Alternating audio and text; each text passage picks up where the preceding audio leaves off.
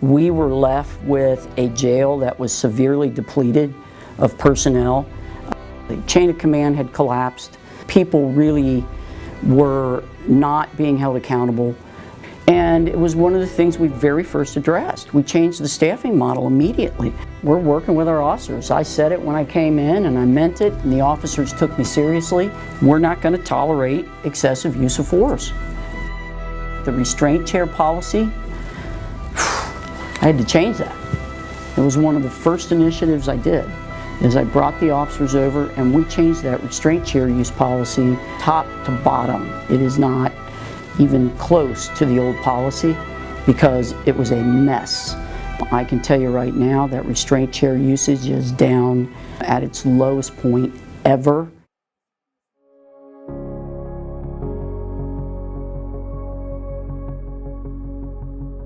Our biggest accomplishment this first year is that we came into budget. From 13 to 2020, it was like $25 million over budget. There are things that we need to fix in these buildings to improve security. I promise you we're getting it done because our jail service personnel deserve it, and also it's important to incarcerate people in a clean and safe environment.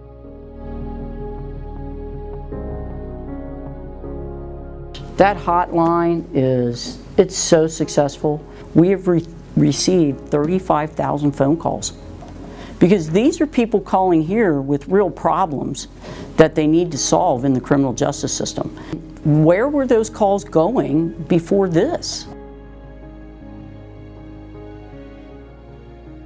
The judges determine who spends time in this jail. I think what has happened is everyone across the nation is embracing criminal justice reform. It doesn't matter what side of the aisle you're on, we all knew the system was broken. And every judge, I think, is paying attention to that.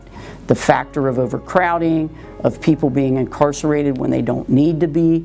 Everyone is much more on board with criminal justice reform.